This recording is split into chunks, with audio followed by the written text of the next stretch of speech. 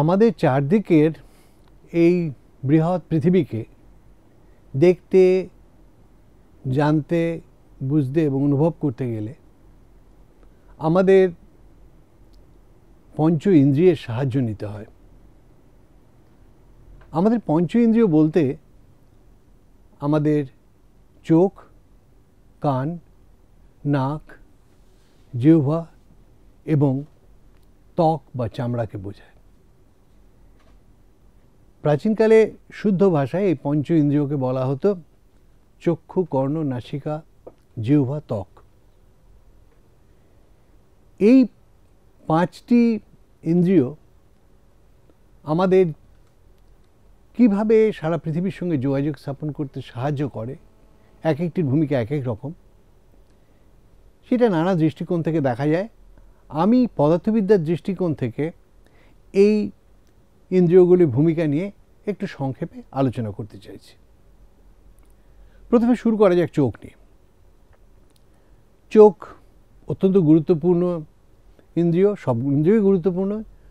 চোখ আমাদের ধরা দেয়, চোখ দিয়ে আমরা দেখি বলে সারা পৃথিবী আমাদের চোখ দিয়ে ধরা দেয়। এখন চোখটা আমাদের বলা যেতে পারে সন্ধানী যন্ত্রের মতো। সন্ধানী যন্ত্রকে ইংরেজিতে বলা হয় ডিটেক্টর, অর্থাৎ কোনো কিছু যাতে ধরা পড়ে। চোখে সব কিছু কিন্তু ধরা পড়ে না, শব্দ শোনার জন্য কানই দরকার, কিন্তু চোখে ধরা পড়ে কি? আলো। কিন্তু সে আলো হচ্ছে যে তড়িৎচুম্বকীয় পরিবারের সদস্য তার একটা অত্যন্ত ক্ষুদ্র অংশ, যে অংশটি চোখে ধরা পড়ে বলেই তার নাম আমরা দিয়েছি দৃষ্টিগ্রাহ্য আলো।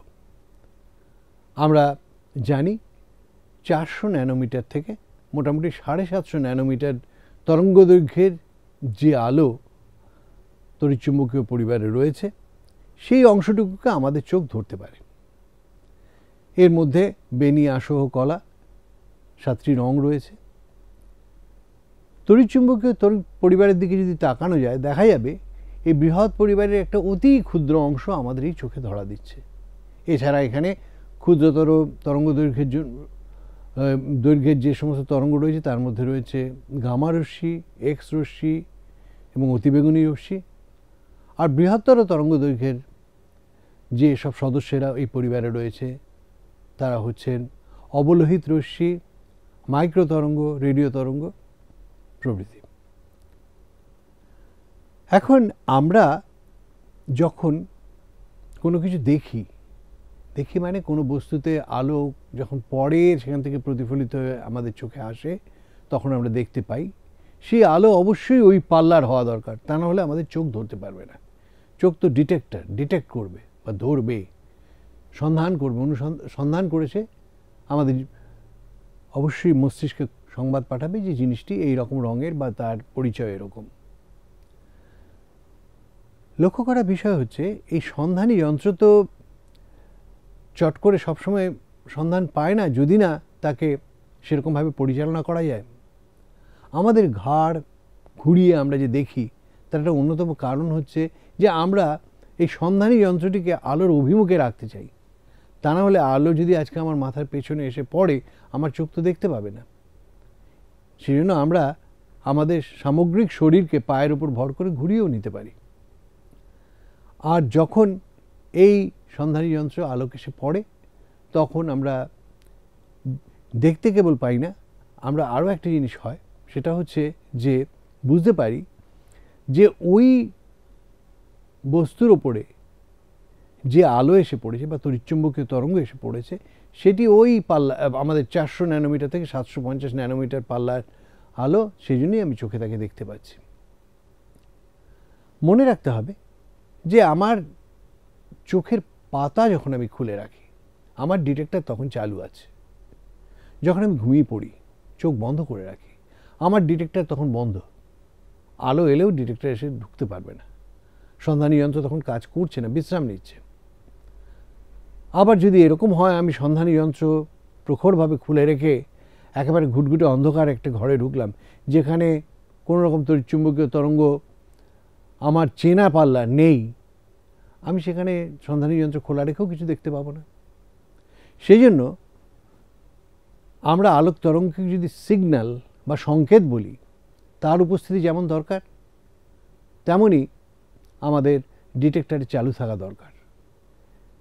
সুতরাং এই কিছু সীমিত ক্ষমতা থাকলেও এই সন্ধানী যন্ত্র তার কাজটা কিভাবে করে আমরা দেখতে পাচ্ছি, এবং এর মধ্যে দিয়েই আমরা চতুর্দিকে বিশ্বকে সত্যিকারে প্রত্যক্ষ করছি।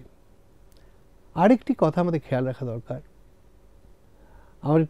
যেমন আমাদের তরঙ্গ দৈর্ঘ্যের ব্যাপারে আমাদের সীমাবদ্ধতা আছে, তেমনি আজকে যাকে আমরা বলি প্রাবল্য, আলোক প্রাবল্য, তার ব্যাপারেও একটা সীমাবদ্ধতা আছে। আমরা যদি আজকে একটা ঘরে, বিরাট হল ঘরের কোনায় একটা মাত্র আলো জ্বলে, অন্য কোনাতে বসে আমি একটা বই পড়তে পারি না, কারণ সেখানে একটা আলোর আভাস পাওয়া যায়, কিন্তু যে আলো এসে পৌঁছয় সে আলো যথেষ্ট নয় আমার পড়ার জন্য।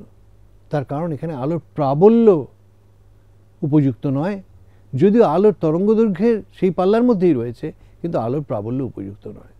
সুতরাং সন্ধানী যন্ত্র যে সংকেতকে ধরতে চায় তার প্রাবল্যও একটা নির্দিষ্ট মানে হওয়া দরকার, তা না হলে সে ধরতে পারে না। এই সন্ধানী যন্ত্রের সবচেয়ে বড় বৈশিষ্ট্য হচ্ছে আলোক তরঙ্গ মানে তড়িৎচুম্বকীয় তরঙ্গ, আগেই বলেছি, অর্থাৎ এটা এমন এক ধরনের তরঙ্গ যেটা বিনা মাধ্যমে প্রসারিত হতে পারে উৎস থেকে সন্ধানী যন্ত্রের দিকে, এবং তার গতিও প্রচুর, সবচেয়ে উচ্চ গতি, সেকেন্ডে মোটামুটি 3 লক্ষ কিলোমিটার। এই সন্ধানী যন্ত্র এবং আলোককে দেখার মধ্যে দিয়ে আমাদের এই সন্ধানী যন্ত্র চোখ একটা খুব বড় ভূমিকা পালন করে চলেছে। ধন্যবাদ।